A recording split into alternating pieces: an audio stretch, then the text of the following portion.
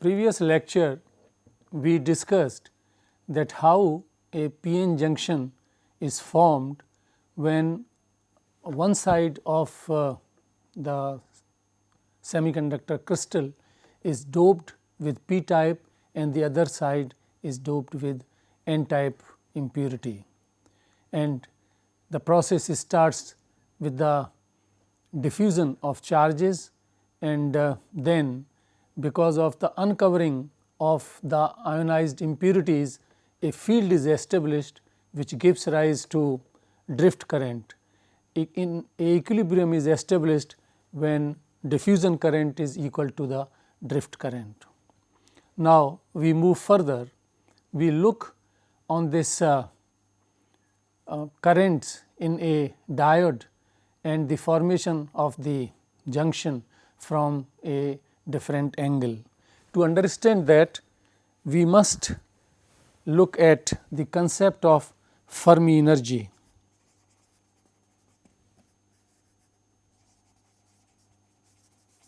And Fermi, which is popularly known as Fermi level.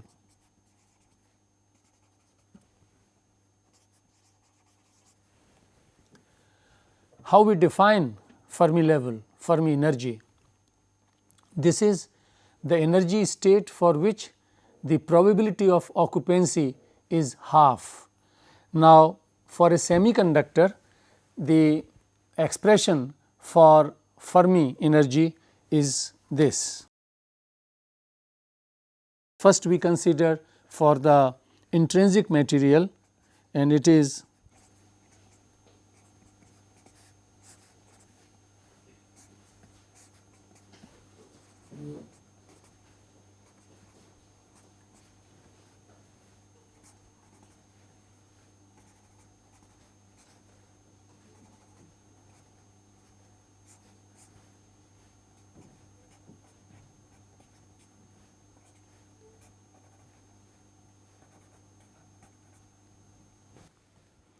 in this expression, E c is the lower edge of the conduction band and E v is the upper edge of the valence band, and K T, T is the temperature, K is the Boltzmann constant, M h and M e are effective masses of hole and electron respectively, and plus K T log n by p. N is the concentration of electron density and this is the hole density. Now, in intrinsic semiconductor, as you know that each electron which has moved to the conduction band has left behind a hole. Therefore, the electron concentration, electron density is equal to the hole density, and therefore, this last term gets this becomes 0 because n and p are equal, and the expression for Fermi energy, Fermi level is this: E c plus E v by 2 plus 3 by 4 k T log m h by m e. If we further assume that the effective mass of hole is equal to the effective mass of electron, that is m h is taken, actually they are different because the electric field response is different for electrons and for holes, but for the time being this is not they are not too widely different. So, we can assume that the effective mass of hole is equal to the effective mass of electron. Then this term also vanishes, and for the intrinsic semiconductor the Fermi level exists in the middle of the forbidden band, that is this is E c, this is E b, E v, then almost in the center is the Fermi level. We can write the expression for N and P type semiconductors, because finally we have to deal with N and P materials. So, we write this expression of Fermi level for N and P type materials. So, for N semiconductor, we know that electron concentration is equal to the donor density, donor concentration, where we assume that all impurity atoms which have been added, they are ionized. That means, each impurity atom has given one electron to the conduction band, then this is true. And for we can find out the whole concentration in N type material, and for that we use a very useful relation, and that is N P is equal to N I square, where N is the electron concentration and P is the whole concentration in the same material. And that means, if we are talking of N type material, then these concentrations are in N material. So, this is majority concentration, this is minority concentration, and the product of the two is equal to the Ni square, where Ni is the density of the intrinsic carrier concentration. So, from here we can find out how much will be the P. Since N is equal to Nd, so obviously P is equal to Ni square by Nd. We substitute these values of N and P in the expression which we have earlier talked, which is epsilon f. This was for intrinsic material and this was E c plus E v by 2 plus 3 by 4 k T log m h by m e. This is actually, as you know, is the intrinsic position, plus k T by 2 log n by p. It was n by p, and we substitute for n. This is intrinsic position, intrinsic position of Fermi level, and here for n we substitute Nd, and for p we substitute Ni square by Nd. So, then the expression will become, this is for N type material. So, we put it N here, this is intrinsic position,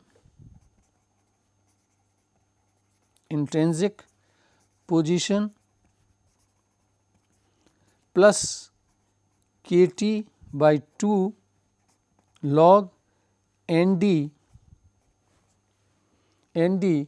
over N I whole square. I have substituted for N as equal to Nd and P equal to Ni square by Nd. So, it is this, and we can take this 2 here. So, this becomes intrinsic position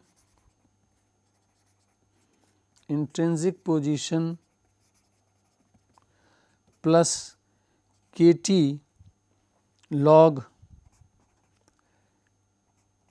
Nd by Ni.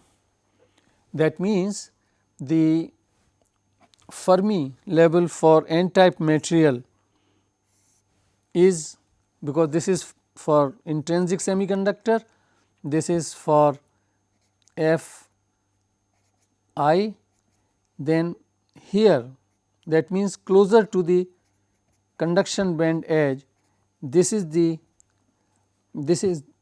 Fermi energy for N material. As we increase the doping concentration, of the n-type impurity, it will move more and more towards the conduction band edge. One more important thing, if you remember, we said in the earlier that there is no positive contribution for the charge carriers which are present in the intrinsic material. We can see it here. If we mix a impurity of the order of 1 part of impurity in 1,000,000 host atoms, in that means 10 to the power 6 silicon atoms for example, then there are, you know, from Avogadro's number that there is roughly 10 to the power 22 atoms per cubic centimeter. Therefore, if one part of impurity is mixed in 10 to the power 6, that means 1,000,000 silicon atoms, then we will have in the crystal 1 cubic centimeter 10 to the power 16 impurity atoms.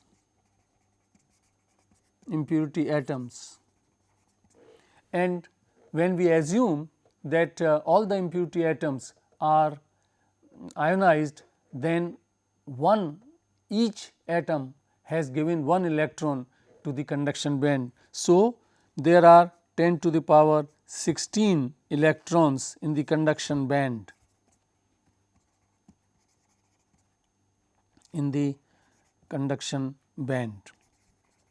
Now, if you remember, in silicon at a room temperature, that is 300 degrees Kelvin, there are roughly 10 to the power 10 electrons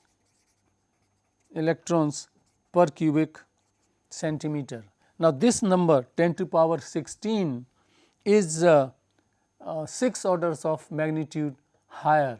So, the contribution of these electrons is negligible, and the electrons which have been obtained by doping, they are important. So, we remember that the Fermi energy level in the n-type material is closer to the conduction band, and similarly we can write the expression for the Fermi energy level for the p-type material. For that, the hole density will be equal to the acceptor atom impurity and n, this is for p-type material, p semiconductor,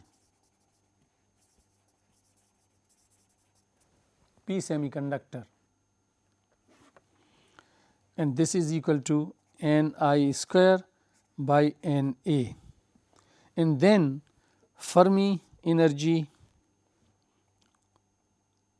for p-type material, this is equal to the intrinsic position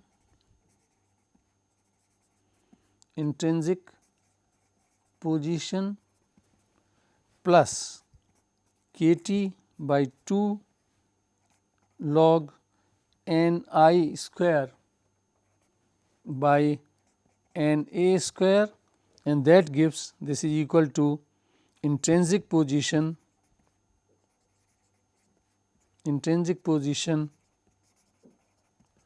minus kT log Na by Ni. Now, look at this sign. This shows that it is for p-type material, the Fermi energy is below the conduction band, and below the Fermi energy for the intrinsic material, and as we increase the acceptor impurity, it moves further into the valence band region. Here, this is the Fermi energy for p-type material, this is Fermi energy level.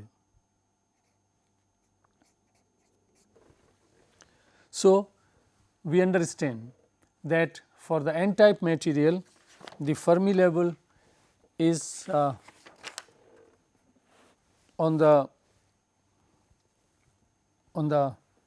side closer to the conduction band, and for p type. So, we can draw 2, because now what we are going to discuss, we will be discussing the energy band diagram, potential energy diagram, and for the p-n junction, and that will enhance our understanding that what happens when we forward bias the junction, what happens when we reverse bias the junction. All this can be very well understood if we understand this. So, here is the p semiconductor,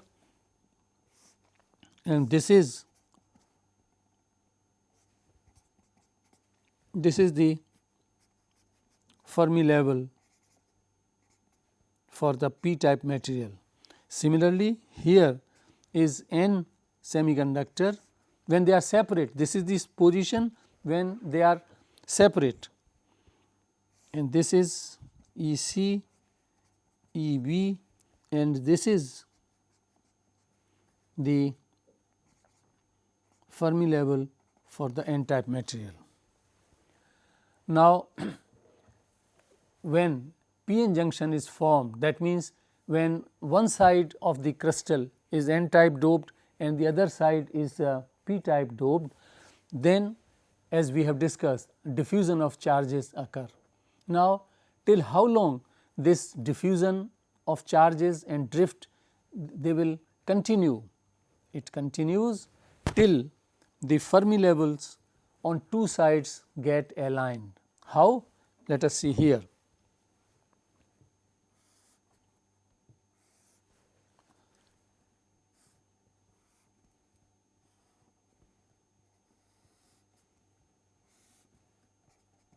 This is p side, this is n side, and here is this is the Fermi level throughout the crystal is aligned and it becomes same. Now, obviously, this is the electron energy,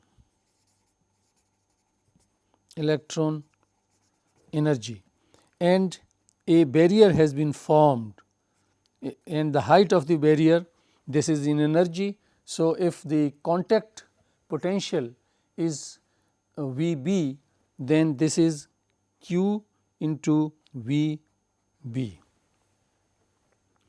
This is p type material, majority are holes here,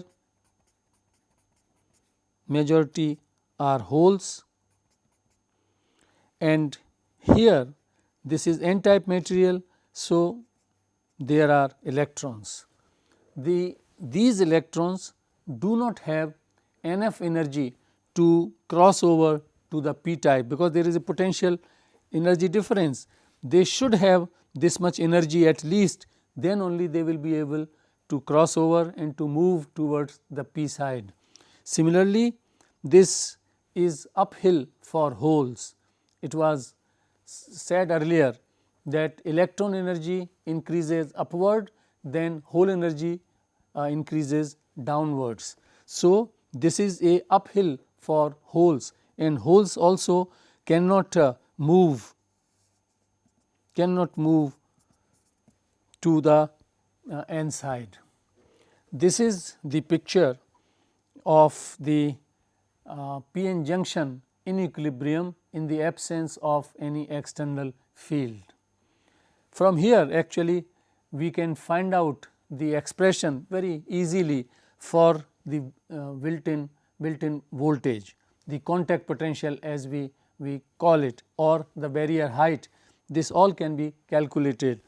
If we subtract the difference, we have got the expression for the Fermi level on the p side, Fermi level on the n side.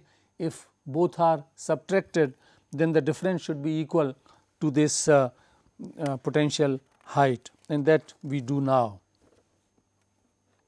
If we subtract, then we get the expression epsilon f, that is Fermi energy for the n type material minus Fermi energy for p type semiconductor in aligned, and that they have aligned, that means the difference of the two should be equal to where V b is contact potential.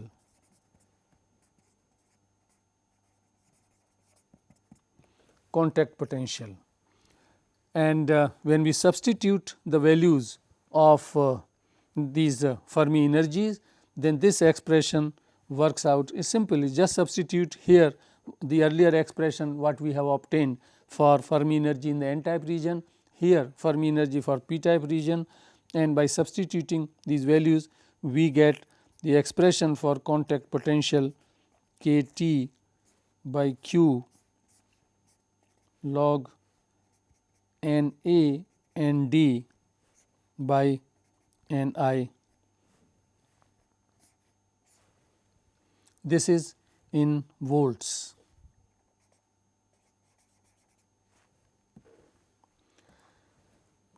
For germanium,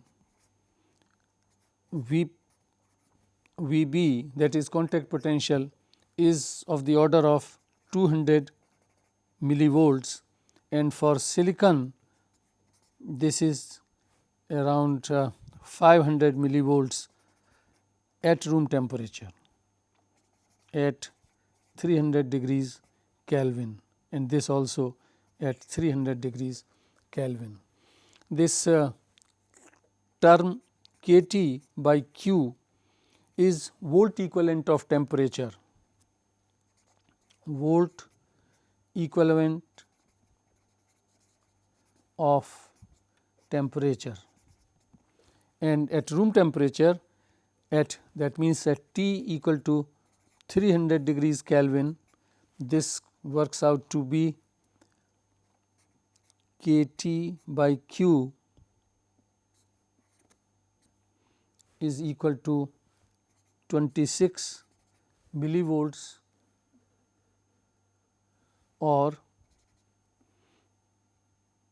0.026 volts. So, we will remember that these are roughly the values of the contact potential, and this I have amply explained that why the majority charge carriers in equilibrium will not be able to cross over, because they do not have energy equal to or in excess of this energy barrier height, and so the process stops here, and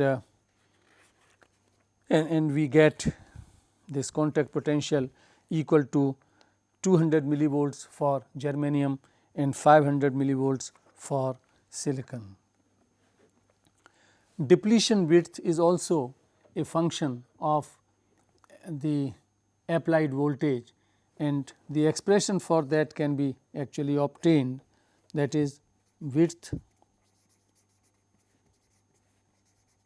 of the depletion region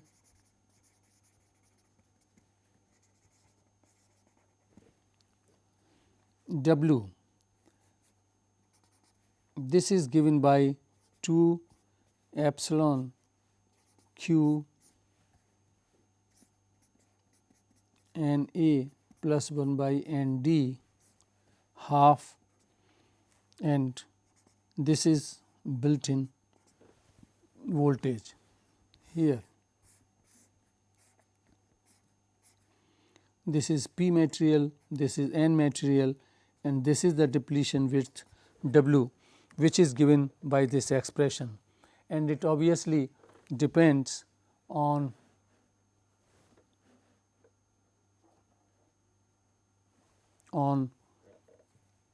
the impurity concentrations, and of course, the permittivity epsilon is the permittivity, and which is equal to the permittivity of free space into the real part of the dielectric constant. For silicon, this is around 11.5, and so we can calculate the value of the depletion width. This is around W is of the order of 10 to power minus 4 centimeter, which is 1 micron, 1 micrometer. This is the order of the depletion width. Now, depletion width also becomes a function of applied voltage, which we will soon see. Now, we continue and we talk what happens when we bias the junction. By biasing, we mean we apply external voltage. There are two possibilities. One is called forward bias,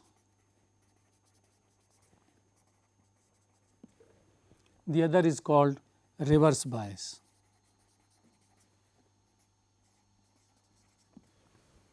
Forward bias is when we connect the positive terminal of the DC source to the p type semiconductor, and the negative is connected to the N side. That is, this is the situation.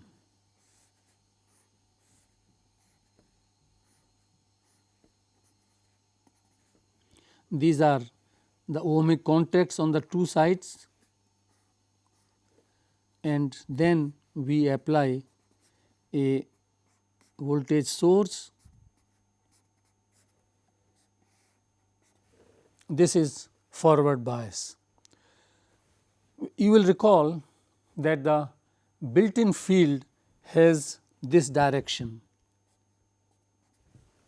This was, if you look earlier notes, you will find that this is the direction of the built-in field. This voltage, you know what is field? Field is voltage per unit length of the specimen. So, the two are directly proportional, they are related. Now, when we apply a voltage, we forward bias the junction with a voltage B, then this will give rise to a electric field opposite to the direction of the built-in field. This is the direction of the field we always take from positive to negative.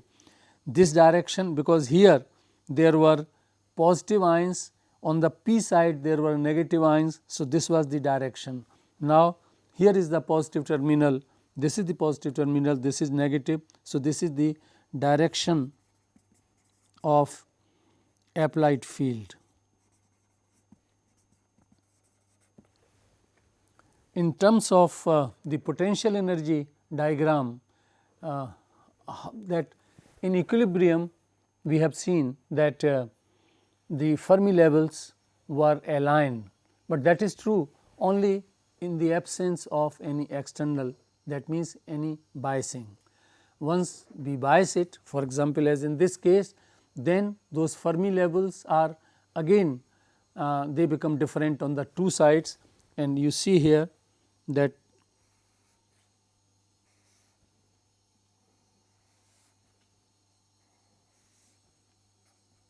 this is N side, this is P side, and the two levels get separated again, and this extent of separation depends on this applied voltage. This is Q V, where V is the applied voltage. Now, this applied field will, because this is more than the built-in field, then it will take over and these electrons will be able to diffuse towards the p side, and similarly because of the reduction in the barrier height, these holes will also be able to cross over to the N side, and this way a current will flow. The current will be mainly of these majority carriers, holes from the p side to the N side, electrons from N side to the p side. They will constitute current in the same direction. We have said it earlier that the direction of current is taken as the direction of hole motion. So, electrons holes are moving in this direction, hence this current will flow from P towards N. Now, there are several interesting points. I said that depletion width also depends on applied voltage, and the expression for depletion width was written here by simple logic we can understand, because in forward bias lot of majority charge carriers like holes from the P side will be injected into the base region, and then of course, finally they will move to the N region. Similarly, lot of electrons are injected via base region towards the P region, and hence the depletion width is supposed to decrease with applied voltage, and as applied voltage becomes higher and higher, depletion width will be decreasing. In the expression, the dependence can be shown like this.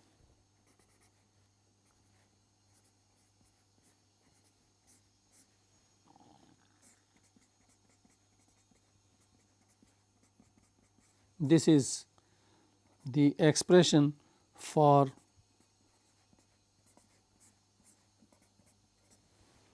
this is the applied voltage, and this is the built in. Now, this is to be put, V is positive for forward bias and negative for reverse bias. So, we have to substitute in this expression V with proper sign. At the moment we are discussing the forward bias, for that it is positive. So, V will decrease, but one point is to be noted, that this term will never be negative, because when we increase the voltage, then current becomes higher and higher, making this term never 0 or never negative. Depletion width will tend to be 0, but it will not be 0, and but it decreases with the forward bias. And we can also discuss the flow of current, how the currents flow in the forward direction through another useful description in terms of the another diagram. We should take note of one thing, that in devices normally asymmetric doping is used. That means, doping on the P side and N side are not equal. One doping is much higher as compared to the other doping. So, for example, if we take a case when the doping on the P side is very large in comparison to the doping on the N side, and then we draw a picture that this is N side, this is P side, and we have applied the forward bias, then holes will diffuse from here towards the N region. In N region they will meet a lot of electrons, so they recombine and they are exponentially the density decays, and finally this is the whole density in the N region in thermal equilibrium. This is how we write P whole density, N in the N region, and this 0 indicates that it is in thermal equilibrium. What does it mean? It means, if we look on the N side, like here, this is N side, this is P side. Now, N side has electrons in majority, but holes are also there in minority. So, that concentration is this. So, finally, the hole density on the n side settles here. Now, because of this is diffusion current, mind it, diffusion current, and we are discussing a case where acceptor density is much higher than the donor density. So, when this electron density near the junction will fall and there will be electron drift. This is the electron drift, and this will move through here, and this is the current because of electrons. Hole current here is mainly diffusion. This is electron current which are in minority. This is because electrons will drift here and then they will be dragged, they will drift here, and finally, it will settle at electron concentration in p region in thermal equilibrium. And because of this recombination, there will be a drift of, in this region holes will also drift. This is p side of the battery, this is the n side. So, this is finally the holes will also drift in this region. The total current is the sum of hole current and electron current. This is the total current, total current through the junction,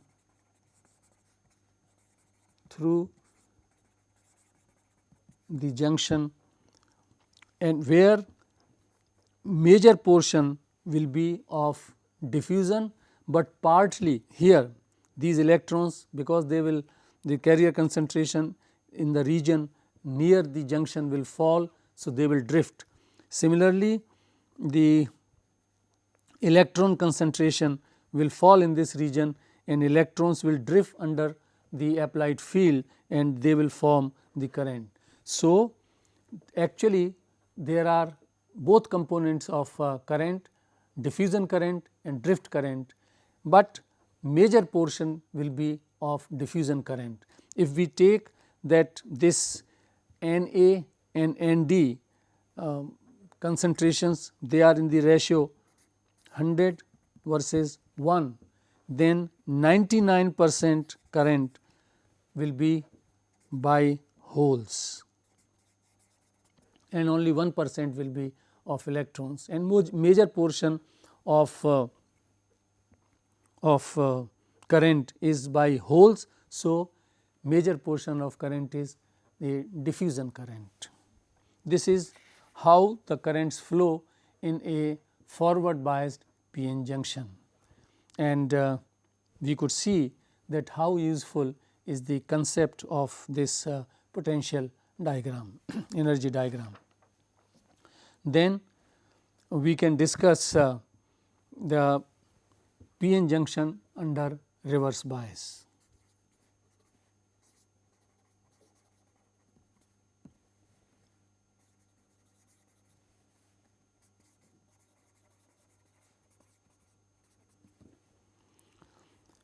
Here we will see that this is our p-n device.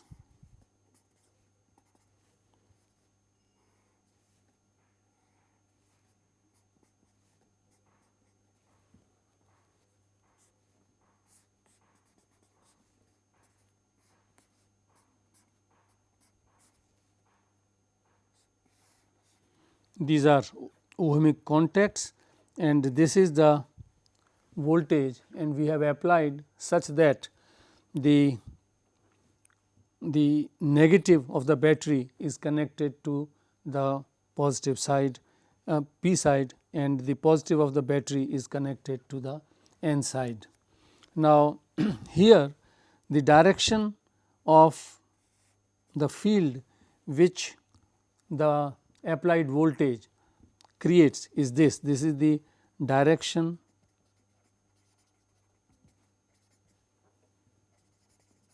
of applied field,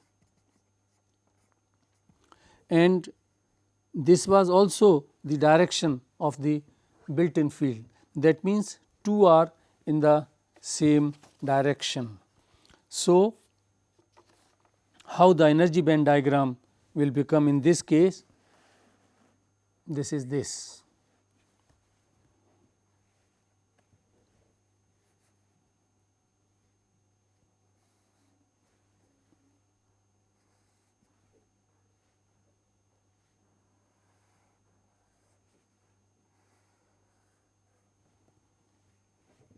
This is E c, E v, Fermi level in the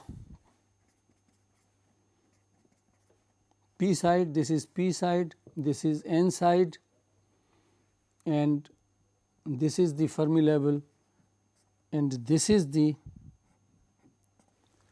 potential barrier height which has gone up drastically, and this is equal to q v b, q v sorry q v. Now, we can discuss which electrons and which holes will form the current in this situation. It is clear that majority carriers were unable to cross over even when there was no field and the p-n junction was in equilibrium, because holes did not have energy which is required for the crossing over of the barrier, potential barrier. Similarly, electrons did not have. Now, this barrier height has become much larger as compared to the earlier two cases. So, here these electrons and these holes, they will not be able to move, to diffuse at all in the on the opposite sides. That means, electron will not be able to move to the p side, holes will not be able to move towards the n side, and hence majority charge carriers do not take part in the current. So, first thing we can conclude is no currents due to majority charges. But let us now we will bring about the minority charge carriers. In the p material, there are, besides majority of holes, there are electrons in minority.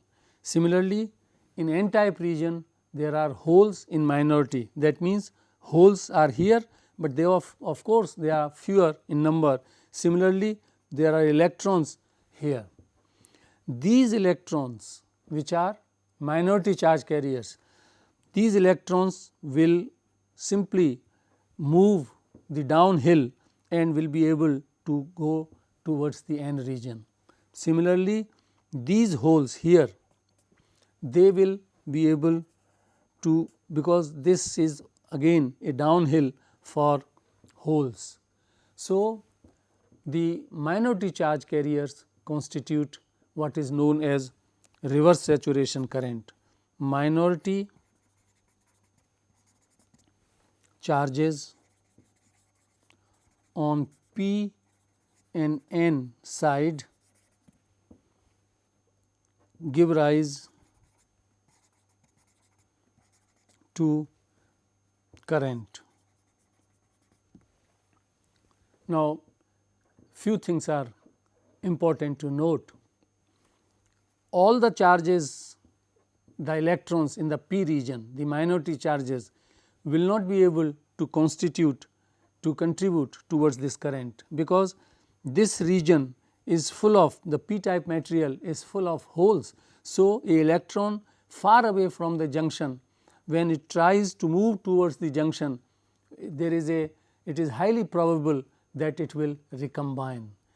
Only those electrons which are in the depletion region, because making and breaking of bonds is a continuous process, and so the electrons which are near the junction on the p side or within the junction, they will be over to cross over, and similarly the electrons which are near the junction, they will be able to cross over near the junction and within the depletion region, they will be able to drift to the side because of the, look at the polarities, that holes from here they will be attracted by this side, and they will constitute the current. Another thing is, these charge carriers, thermally generated charge carriers, the minority charge carriers, they are they depend, their concentration depends only on the temperature.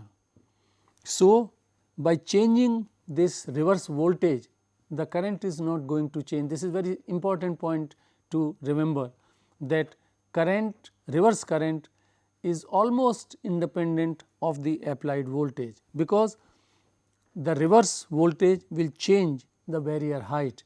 If this height is made more or less, that does not make a difference, electrons anyway will fall, and similarly these holes will fall to the p side. Therefore, this is important consideration, important point to remember, that reverse current does not depend, almost does not depend on applied reverse voltage,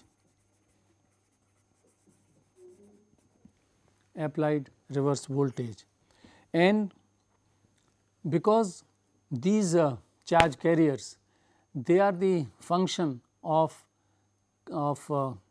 temperature. So, reverse saturation current is a function of temperature.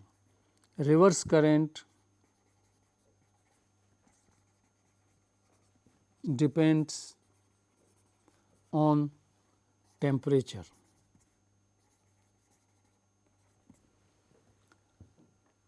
Higher the temperature, higher will be the reverse current, and by one estimate, roughly for every 10 degrees rise of temperature, the reverse saturation current gets doubled.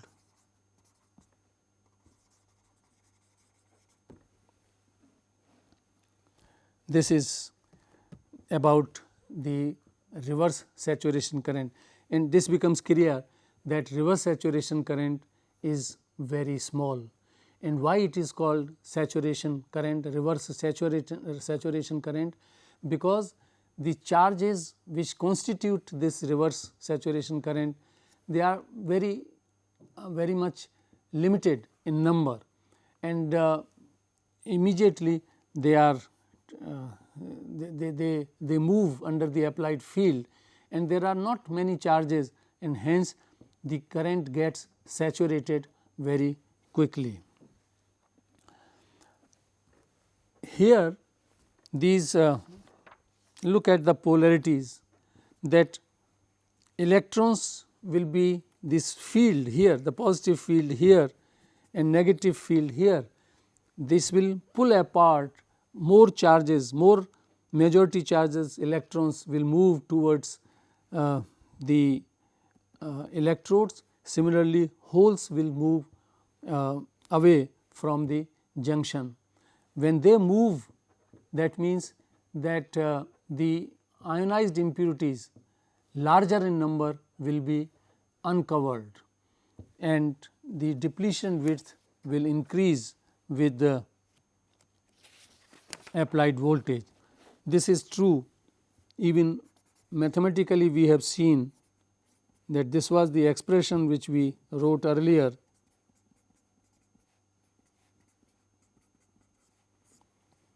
Power half, and here V b minus V, and and we said that the sign of V has to be taken into account when we calculate the depletion width. So, now it is reverse bias. So, this sign will be positive, and that implies that higher the applied voltage. So, now we can put, and we talk here only of magnitude. So, higher the magnitude of the applied voltage, higher will be the width. So, if at certain voltage or under no voltage, if this was the depletion width P in N region, then this depletion width becomes higher, becomes larger as we apply the field. And so, this we will remember, and we will see the implications of this. Now, we will talk about current voltage characteristics of a diode. Current I which flows through the diode is related with the applied voltage by this equation.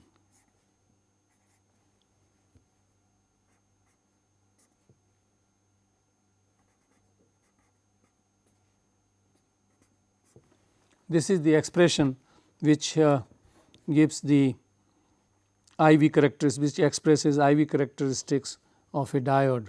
Here Vt, as we have said earlier, this is the volt equivalent of temperature, and this is equal to 26 millivolts or 0.026 volts.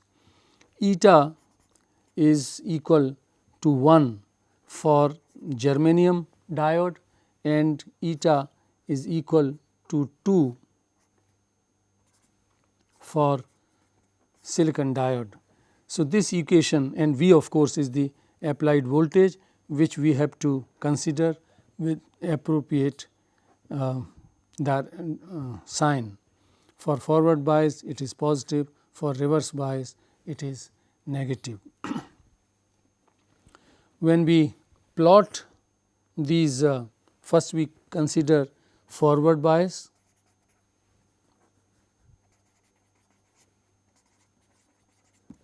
Forward bias, then the characteristics you can see from here that when V, the applied voltage, is large compared to the thermal equivalent, the volt equivalent of temperature Vt, then this term, exponential term, will become soon very large and one can be dropped, and in that case the current will exponentially rise with the applied voltage, and the expression of course will become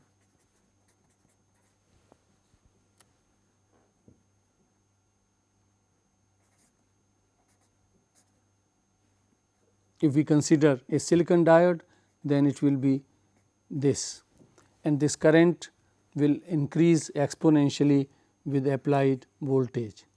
So, if this is the current and this is the voltage, the current rises exponentially, and to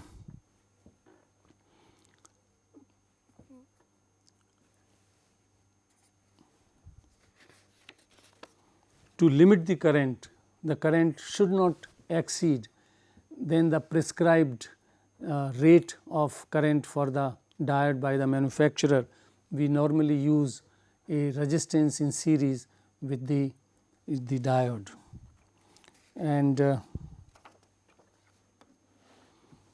in the reverse bias case, so this is understood that current increases exponentially with the forward biased, and another thing is that we can find out the resistance of the diode in the forward direction by taking this small triangle.